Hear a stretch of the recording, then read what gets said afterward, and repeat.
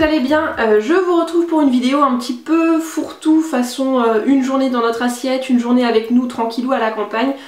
Vous avez été en fait pas mal à me réclamer une vidéo du type une journée dans mon assiette, mais je trouvais ça en fait assez sympa de vous faire partager plus que nos repas. Donc là, comme vous pouvez le voir, je suis en train de faire ma toilette, je sors de la douche. On va aller, l'amoureux est déjà en fait dans le jardin en train de s'occuper des mauvaises herbes, etc. Puisque ça a déjà repoussé mais à bloc depuis qu'on avait enlevé toutes les ronces, etc. Donc il va essayer juste de tondre en fait et pas d'enlever à chaque fois tous les pieds de ronces parce que sinon on va jamais s'en sortir, il va falloir qu'on le fasse tous les mois. On a déjà petit déjeuner, on avait vraiment la tête dans le... Du coup j'ai pas pris le temps de filmer, j'ai pas pris le temps de filmer vraiment tout le petit déjeuner, mais je vous ai quand même filmé quelques petites séquences. En fait au petit déjeuner en général on mange pas, on n'est pas du genre à se faire un maxi petit déjeuner avec des fruits, des trucs. D'ailleurs la plupart du temps, quand je suis toute seule la semaine je déjeune pas, donc je sais que c'est pas très bien, mais depuis des années je ne déjeune pas, donc c'est pas maintenant que je vais commencer, j'arrive pas en fait, tout simplement ça passe pas. Et donc là pour ce petit déjeuner on a pris un thé de la marque Les Jardins de Gaïa qui est le pouvoir des fleurs pardon, il me semble. On a mangé de la brioche vegan qui était vraiment, qui est hyper délicieuse, qu'on a acheté à la Vegan Place de Rennes puisqu'on a été faire un tour hier.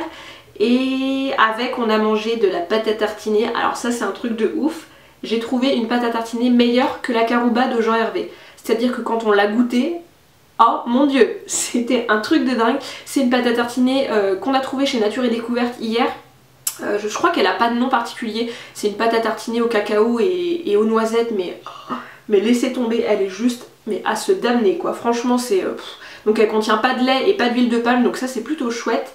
Et puis on a également mangé des confitures avec, qui sont des confitures locales en fait, qui sont faites en Ille-et-Vilaine, je sais plus exactement où, mais qui sont vraiment hyper bonnes que je trouve dans la Biocoop de Clenay. Et puis je crois que c'est tout pour le petit déjeuner, donc là je vous emmène avec moi dans le jardin, et puis on se retrouvera du coup après pour vous montrer un petit peu ce qu'on mange à midi. A tout à l'heure. Donc me voilà dans le jardin. Alors comme vous pouvez voir du coup on a mis 3 carrés ici, je vais vous montrer un petit peu après de plus près ce qu'on a mis dedans. Juste à côté on a mis des courges également. Là-bas on a fabriqué de façon un petit peu artisanale une serre avec des carreaux que l'amoureux a récupéré. Là-bas on a un autre carré avec des plants de tomates, etc. Donc voilà de plus près à quoi ressemble un carré. C'est des carrés qui font 1,20 m par 1,20 m, enfin à peu près. Et du coup moi j'ai rajouté des petites ficelles avec des petits clous sur les bords pour leur diviser en 9 petits carrés.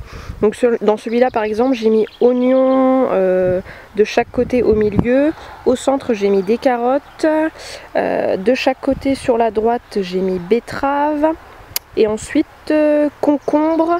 Et de l'autre côté j'ai mis des courgettes, mais je sais plus exactement la variété, courgettes rondes et courgettes longues, il me semble que c'est ça. Et donc on en a un autre à côté qui n'est pas rempli pour le moment, donc à voir d'ici quelques jours.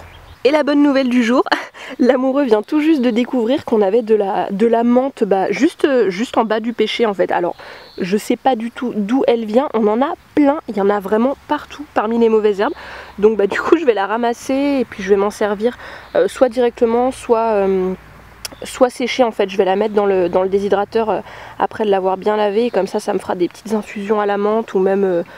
en tant qu'épice dans des plats, ce sera vraiment parfait. Ça c'est vraiment la bonne nouvelle du jour. Du coup je suis rentrée pour faire à manger, j'ai aucune idée de ce que je vais faire, je vais bien voir, je vais faire ça au feeling. Hier on avait fait une espèce de petit barbecue entre guillemets, on avait mis la plancha dehors. Je pense qu'on va également manger dehors aujourd'hui parce qu'il fait vachement beau. Et on avait fait des petits légumes avec des dés de tofu que j'avais fait mariner en fait dans du sirop d'érable et du tamari. Et puis après du coup on a mis ça à griller et c'était juste super bon. Bon je vais pas refaire ça pour ce midi parce que ce serait un petit peu redondant, mais c'est quelque chose qu'on va vraiment refaire dans les jours à venir parce que vraiment on s'est régalé. Donc c'est parti, je ne sais pas ce que je vais faire, je vais aller ouvrir mon frigo et on va voir ça. Je vous avouerai que pour ce midi j'ai pas forcément envie de me prendre la tête. Je vais juste faire cuire des grignots comme ça de la marque Seuil, boulgour de blé, curry et coco avec du quinoa. Je vais faire un petit mélange quinoa blanc et quinoa rouge. Et puis je vais également couper une demi-pastèque en dés. Et puis je vais peut-être mettre avec des tomates, enfin je vais bien voir, mais dans tous les cas là l'eau est à chauffer pour le quinoa. Et puis je me mets à découper la pastèque. D'une manière générale, je préfère prendre des mini pastèques parce qu'elles sont plus goûteuses en fait, plus juteuses et plus sucrées que vraiment les énormes pastèques. Bon, moi de toute façon, enfin même les grosses pastèques, voilà, j'aime ça, je trouve ça hyper frais et agréable à manger. Mais je vois par exemple l'amoureux, lui, il trouve que ça a goût de flotte quoi. Concrètement, je lui mets un morceau d'une grosse pastèque, il va même pas le manger parce qu'il va pas l'apprécier. Donc du coup je prends plutôt des mini pastèques qui sont un petit peu plus goûteuses et qui ont un goût un peu plus sucré, comme ça ça passe bien pour tous les deux et lui en mange aussi. Je suis désolée pour le bruit, je viens de mettre la haute, mais je suis en train de penser, je sais plus qui, mais l'une d'entre vous l'autre jour m'a fait remarquer en fait qu'elle n'aimait pas le quinoa parce qu'elle trouvait que ça avait goût de savon et je viens de voir en fait que c'est pas écrit sur le paquet, mais il faut toujours rincer votre quinoa avant la cuisson puisqu'en fait c'est une graine qui contient de la saponine je crois si je dis pas de bêtises, et du coup qui lui donne un espèce de petit goût comme ça un peu savonneux et d'ailleurs vous allez le voir en fait quand vous rincez votre quinoa avant de le mettre à cuire, l'eau elle est comme, enfin ça mousse un petit peu si vous voulez, c'est comme si l'eau était savonneuse, donc surtout ouais, rincez bien le quinoa avant de le mettre à cuire, ce sera nettement meilleur. Donc voilà, mon quinoa est cuit, j'ai mis les croques à suivre sur la même plaque du coup pour éviter d'en allumer une autre, et puis j'ai fait un espèce de petit confit poêlé avec un oignon et 2-3 tomates, et puis j'ai rajouté du sucre complet avec pour que ça fasse un petit peu sucré salé. Je pense que ça va être bien sympa avec. Donc voilà, tout est prêt quasiment, je pense qu'on va pouvoir manger d'ici 10 minutes à peu près.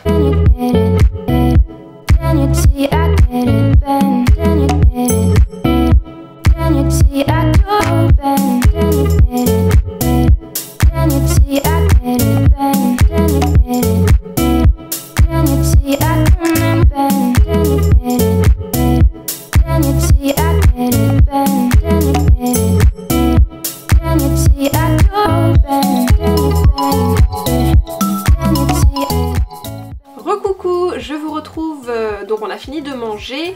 En dessert on a mangé la tarte à la rhubarbe que j'avais faite hier. C'est une recette que j'ai prise sur je ne sais plus quel blog. J'essayerai de vous retrouver le lien et de vous le mettre en barre d'infos, mais en tout cas elle est super bonne. Donc on a bien mangé, on est bien repu, donc là du coup on va aller dans le jardin. Là l'amoureux est en train de me tailler des bambous puisqu'on va tutorer nos tomates avec des bambous. On n'a pas envie d'acheter des tuteurs en métal exprès.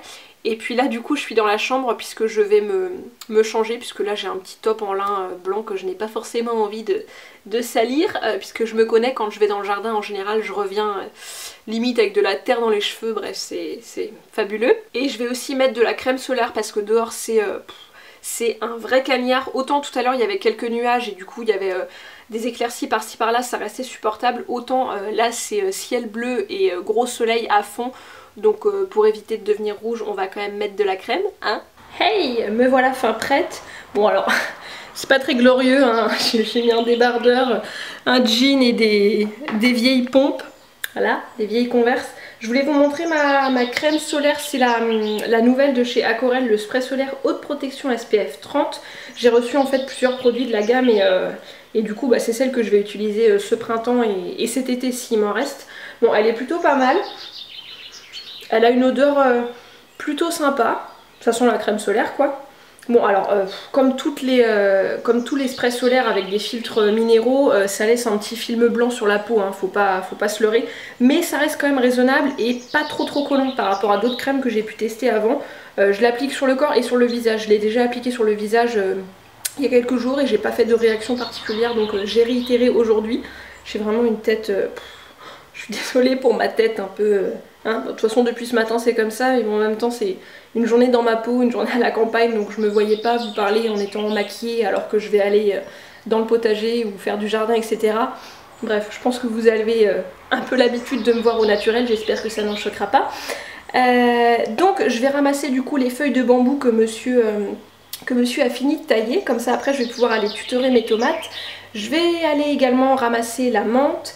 Et qu'est-ce que j'ai d'autre à faire? Enlever des mauvaises herbes, bien sûr, des mauvaises herbes pas très loin de la maison, juste derrière le claustrat à côté de notre terrasse.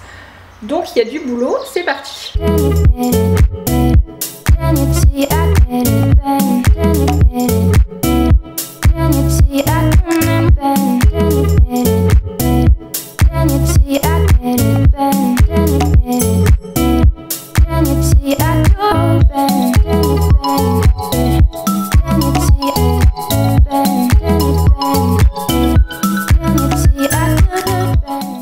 J'en peux plus.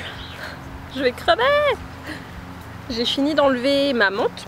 Du coup, il y en avait vraiment pas mal. Je sais pas du tout s'il y a possibilité de la replanter. N'hésitez pas à me dire en commentaire, j'essayerai de faire le montage et de poster la vidéo rapidement pour avoir quelques infos là-dessus.